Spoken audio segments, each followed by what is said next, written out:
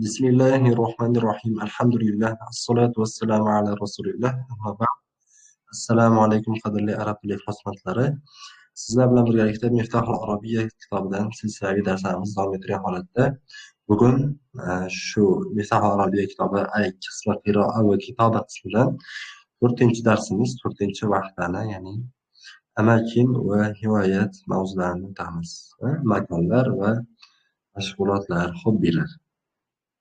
هواية hobbi degani nashatun mashg'ulot, mutaatun rohatun huzur baxsh, tahfifun yengillashtirish, dog'tun bosim, xibratun tajriba, bilim, tamsil rol ijro etmoq, tasvir rasm olmoq, g'ino kuylamoq, tatriz kashtachilik qilmoq, bustanatun bog' bo'stonchilik qilmoq, bog'dorchilik qilmoq, shatranj shaxmat, tazalluj bilan tasalluq o'zaro antonimi. Tazallujul jibal bu o'sha tog'dan sirpanib tushmoq, chang'i sport turiga kiradi yoki sanaga kiradimi. Tasalluqul jibal esa toqqa tirmashmoq, alpinizm. Riyodatul g'ulf, ya'ni golf sport turi, as-soyid ya'ni ovlashlik, g'ots deb turib o'sha suvni tagida suzib yurasiz-ku, ballonlarni kiyib, dengizlar tagiga tushib, baliqlarning orasida yurasiz-ku, o'shanaqa sport turlari. Vaqtul farogh bo'sh vaqt, tasalluqul jibal o'sha alpinizm, sibaqus sayyoralar ya'ni mashinalar musobaqasi, poyga deymizmi? Tasmimul mavaqi', tasmim degani o'zi sonlama degani loyihalashtirmoq, proyektlashtirmoq, mavaqi' joylarni, mavqeonni ko'pligi, ya'ni loyihalarni, binolarni proyektlashtirish. Yoztamatik o'tamiz. Al-hivoyatu ashtatun yuhibbuha an-nasu as-sighar wal-kibar, ar-rijal wan-nisa wa yumarisunaha في أوقات الفراغ للمتعة والراحة والصحة والتخفيف من ضغوط الحياة والعمل وتعلم مهارات وخبرات جديدة. طب hivoyat ya'ni hobbilar nima? Ular mashg'ulotlardir. Uni insonlar kichik, katta, erkak, ayol yaxshi ko'radi.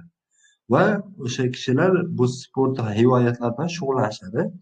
Qachon shug'ullanishadi? Fi avqoti faroigin, bo'sh vaqtlarda shug'ullanishadi. Nima uchun?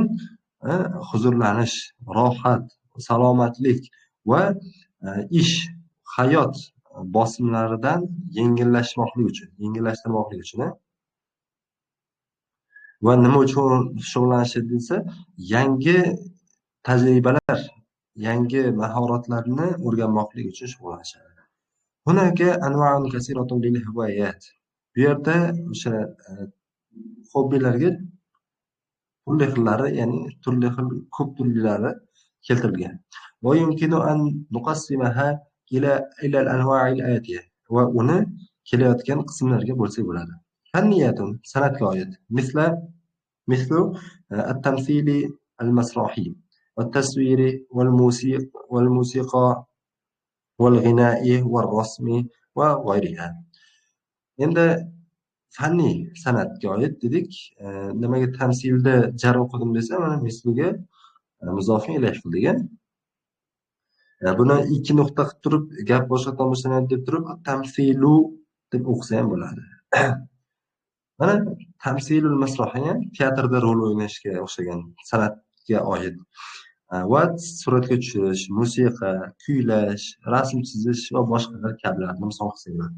Manziliyya مثل الطبخ والخياطة والتطريز والبستانية وتربية الحيوانات. Mana bu yerda i'robni qo'yib qo'yganlar. Bu yerda misluga muzofun ilayh qilib turib berganlar. Ya'ni istinofiy gap qilmayaptilar.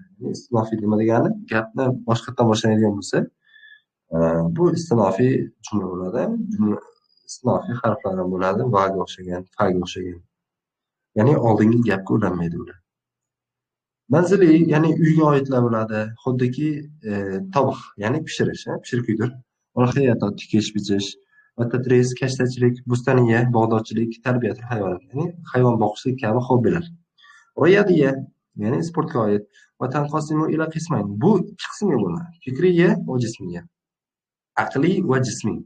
الفكرية مثل الشطرنج يعني والقراءة. kitob o'qishlik va shaxmat o'ynashlik kabi aqlni ishlatadigan fikrilar bo'ladi.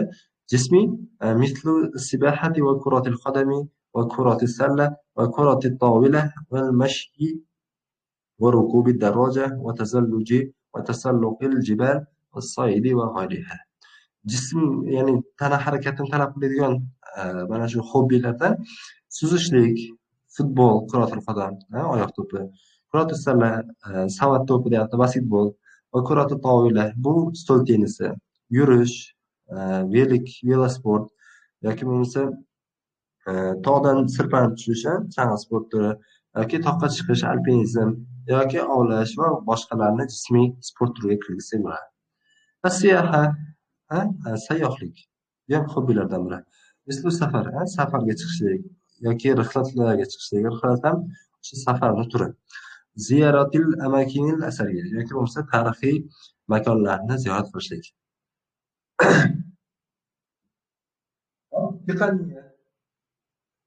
Taqaniya hobbilari ham bor.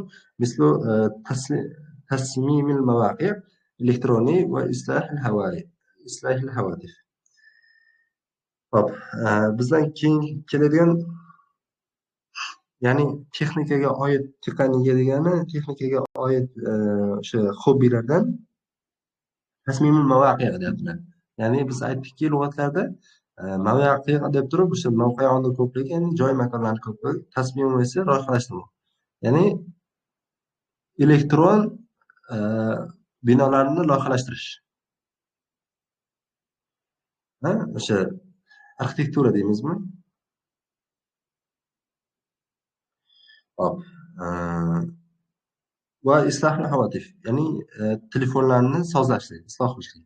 Va fil biladil arabiyyati amakinun mashhuratun kathiratun li mumarasatil hiwaya. Hop, mana shu arab diyorlarida mashhur joylar ko'pdir. Nima uchun desa, mana shu hobbilar bilan shug'ullanmoqlik uchun. Mislu Dubay, Dubai Land misol uchun fi davlatil Emirotil Arabiyyatil Muttahida. Birlashgan Arab Amirliklaridagi Dubai Land misol uchun va hiya akbarul manatiqi siyahiyati fi madinati Dubai. Bu mana bu Dubai Land o'sha Dubai shahridagi eng katta mintaqalardan hisoblanar ekan, sayyohlikka oid. Va yastati'u sayyihu mumarasata hiwayatin mukhtalifan fiha. Bunda insonlar, sayyohlar turli xil hobbilar bilan shug'ullansa bo'lar ekan, mashg'ulotlar bilan. Fiha mala'ibul golf, erta golf bilan shug'ullansa bo'lar ekan. Golfga bilasiz, katta maydon talab qilinadi. Va madinatul riyada. Ya'ni sport shaharchasi ham bor ekan.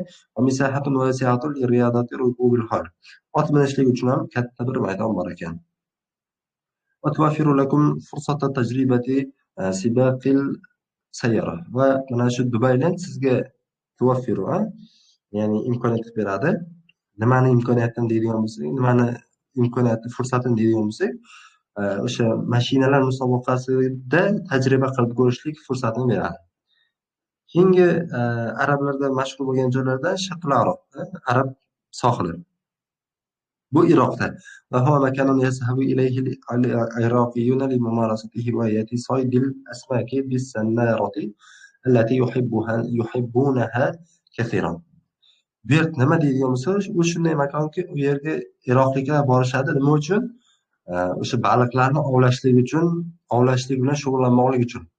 Baliqlarni nima bilan ovlashadi? Sannaro bilan. Ya'ni ilmoq deymizmi? Bizda nima deyiladi? Baliqni ovlaydigan qarmoq. Bu qanaqa sport desa, buni insonlar juda yaxshi ko'rishadi, iroqliklar. Sahilul Bahril Ahmar. 3-joyimiz Qizil dengiz bo'yi. Bu Misrda. Yumarisun nasu fiha hiwayatal g'ats. As-sibahatu tahta al-ma. Ya'ni suvni tagida suzishlik, ya'ni suvga cho'kishlik, suvga sho'ng'ishlik sport turi bilan shug'ullanishadi. Li mushahadati tabiatil bahriyya wal asmakil mutanawwiya. Bu yerda turli xil baliqlarni va dengiz tabiatini ko'rmoqlik uchun bu sport turi bilan shug'ullanishadi. Ya'ni hiwayat bilan, mashg'ulot. Va madinatu Dahab ala sahil al-bahr al-ahmar ashhurul amakin أشهر الأماكن في العالم لممارسة هذه الهواية.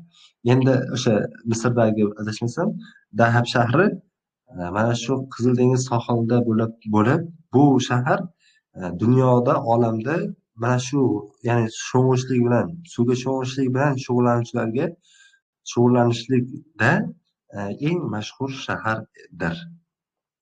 Vallohu a'lamu bis-savob.